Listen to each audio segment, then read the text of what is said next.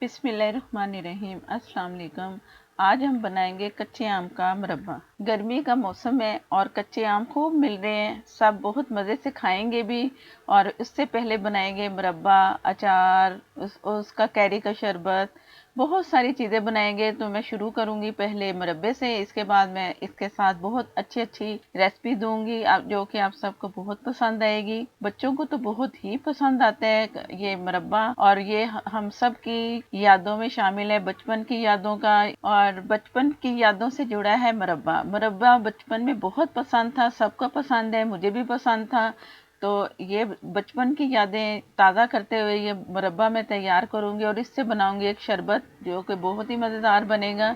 एक रेसिपी से दो दो चीज़ें बन जाएंगी, और उसी से ही एक अच्छा फ़ायदेमंद शरबत बनेगा, जो कि गर्मियों में बहुत ही काम आने वाला है। जिसे गर्मी लगी हो या गर्मी का ता लगा हो, तो ये शरबत पिए तो वो बहुत ही उसे अच्छा करेगा, सेहत देगा। तो शुरू करते हैं अपनी रेसिपी।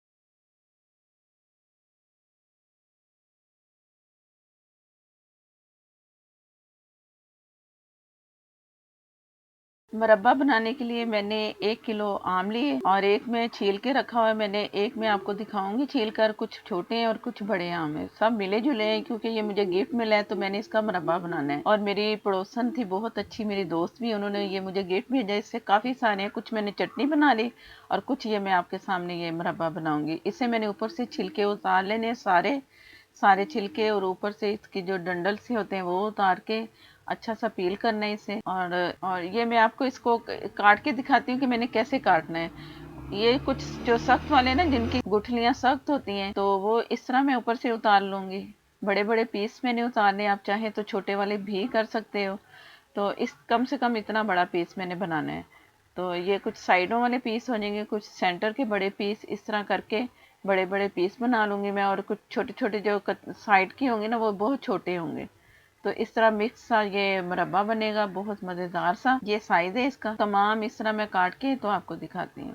तमाम आम मैंने काट लिए, और जो गुठली अंदर से निकलने वाली होती है ना, वो गुठली मैंने दूसरी अंदर ही रहने दी। जिनके ऊपर से आम मैंने छील के उतारे हैं, तो ये उसकी गुठलियां बची हैं, ये भी काम आएंगी।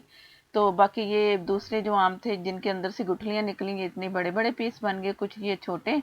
तो ये मिक्स हमारा मुरब्बा तैयार होगा। तो तैयारी करते हैं मुरब्बा बनाने की। बिस्मिल्लाहिर्रहमानिर्रहीम। आम जो गुठलियां थी वो भी इसमें जाएंगी पानी में। पानी तकरीबन 2 लीटर के करीब है। और ये जो बड़े बड़े पीस थे ना आम के, वो इसमें पहले मैं शामिल करूंगी, और इसे पकने देना है। मैंने मीडियम फ्लेम मैंने रखा हुआ है, और ये पक के तो फिर मैं ये दिखाऊंगी कि कैसे आगे क्या करना है। और जो छोटे छोटे पीसेस थे वो मैं अलग अभी रखा है, अभी मैंने वो डाले नहीं है, तो वो बाद में डालेंगे। बिस्मिल्लाहिर्रहमानिर्रहीम। ये जो आम पहले मैं दिखा चुकी थी, पक पक के इनका अच्छा सा कलर हो चुका है। जो छोटे छोटे पीसेस थे ये भी इसमें गए। अभी आम में थोड़ी सी कसर है, तो ये भी गए। कुछ मिनट बॉयल होंगे ना, तो ये भी हमारे पक जाएंगे, जो छोटे छोटे पीसेस हैं। अगर मैं पहले डालती ना, तो सारा इसमें मलीदा सा बनता। तो वो मैं चाह रही हूँ कि जो आम का मुरब्बा है ना, अलग अलग नजर आए। तो अभी इसे मैं पकने के लिए छोड़ दूंगी। तो आगे मैं दिखाती हूँ कि फिर आगे क्या करेंगे। तमाम आम गल चुके हैं, जितना कि मैं चाह रही थी उतना गल गल गया। और सख्त नहीं होना चाहिए, ये नरम ही होना चाहिए। अगर सख्त रख के शीरे में डालेंगे ना, तो वो सारा अकड़ जाएगा, हर पीस आम का। तो इस बात का ख्याल रखना है कि अच्छा सा आम गल जाना चाहिए। और ये जो इसकी गुठलियां थी वो भी मैं पानी में शामिल करके इसे दोबारा से पकाना है। इतना पकाना है कि इसका जो गूदा है ना, अंबियों का, जो आम का, तो हाथों से मसल के सारा इसमें निकल जाए पानी में, और गुठलियां अलग कर लूंगी। तो ये करूंगी इसके बाद। पहले बनाते हैं मुरब्बा। बिस्मिल्लाहिर्रहमानिर्रहीम। आम के, और मैं इसमें डालूंगी 3 कप चीनी। 3 कप चीनी इसलिए डाल रही हूँ कि शीरा जो बनेगा ना शरबत का, वो भी मैंने इसी में से निकालना है। तो ये जब पूरा तैयार होगा मुरब्बा, तो फिर बनाएंगे इसका शीरा। और ये है बादियान का 1 फूल डाल रही हूँ। आप दालचीनी का 1 पीस भी डाल सकते हो। मैं सिर्फ ये बादियान का जो फूल है सिर्फ एक ही डालूंगी। कुछ इसमें इलायची का पाउडर जाएगा, और ज़ाफ़रान एसेंस भी मैं इसमें डालूंगी, लेकिन अभी नहीं, अभी शीरा बनने देंगे। मीडियम से कम थोड़ा सा फ्लेम होगा, तेज़ भी नहीं करना। अब इसे पकने के लिए मैंने छोड़ देना है। जैसे ही पक्का है ना, थोड़ा थोड़ा पकते पकते इसका शीरा तैयार हो रहा है। अभी इसका चीनी का दाना है लेकिन शीरा बनना शुरू हो गया है। पानी इसमें बिल्कुल नहीं डालना, पानी खुद ब खुद बनेगा चीनी का पक पक के।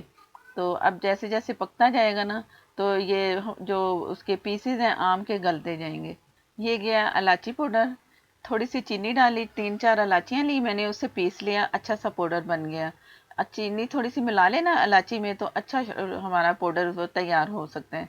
आप भी इस तरह कर लिया करें जब भी आप इलायची पाउडर बनाएं। तो अब मैं इसे पकने के लिए थोड़ा और पका रही हूँ, आस्ता आस्ता चम्मच भी चला रही हूँ ताकि चीनी जो उसके दाने हैं वो भी मेल्ट तकरीबन हो चुके हैं। अब ये आ रहा है शीरे की तरफ। अभी शीरा इसका तैयार हो रहा है, गलेगा और मज़ीद शीरा बनेगा। ये है ज़ाफ़रान एसेंस, मैं इसके चंद ड्रॉप डाल रही हूँ। ये ज़ाफ़रान एसेंस है, ये सुपर स्टोर से आपको मिल जाएगा, आप किसी भी सुपर स्टोर से ले, बहुत सस्ता है, 100 के करीब ये मिल जाता है। ज़ाफ़रान की पत्तियां तो आप वो भी डाल सकते हो। और ये इतना गला है, अभी थोड़ा पकेगा ना, अब ये यहीं तक ही रुका रहेगा, ज़्यादा गलेगा नहीं। ये मैंने ढक के पकने के लिए छोड़ दिया था मीडियम से कम फ्लेम पे। और अब ये मैंने दिखाने की तैयारी कैसे होनी, कि ये तैयार कैसे होगा, कि जैसे चूल्हा बंद करना है। अब इसकी एक तार जब बनेगी ना तो ये आप समझो कि तैयार है।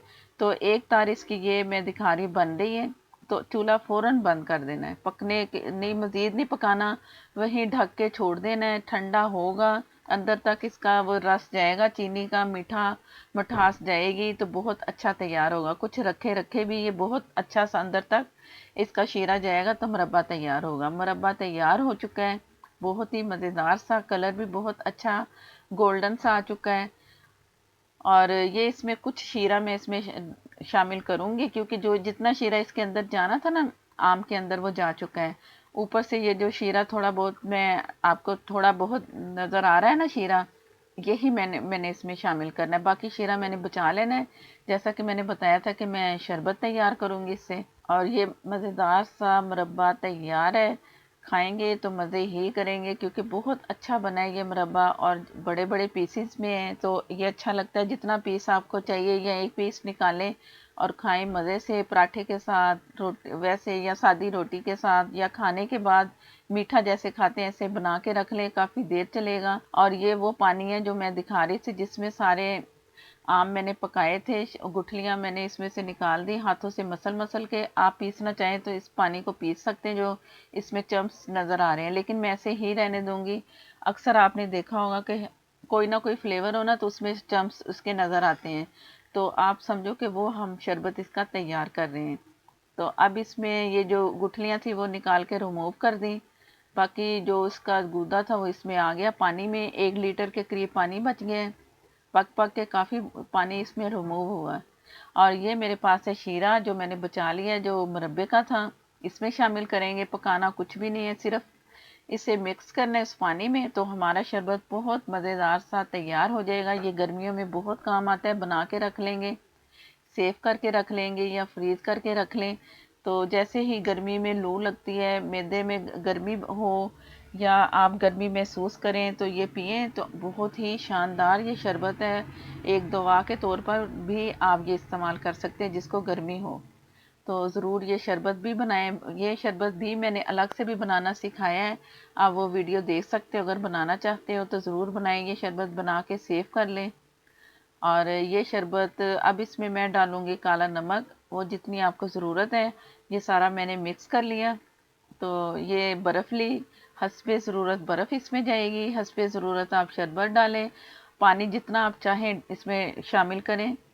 ज़्यादा मीठा लग रहा है तो पानी डाल लें, कम मीठा लग रहा है तो कम पानी डालें। थोड़ा सा नमक डाला और इसे किया मिक्स, तो मज़ेदार सा शरबत तैयार हो गया। वीडियो अच्छी लगे तो लाइक ज़रूर दिया करें।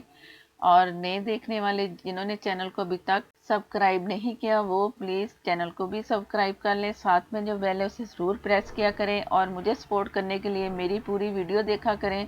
और इंस्टाग्राम पे भी मेरा पेज है और फेसबुक पर भी, उधर भी मुझे आप फॉलो कर सकते हो। और नई रेसिपी तक के लिए मुझे दें इजाज़त। अल्लाह हाफिज़।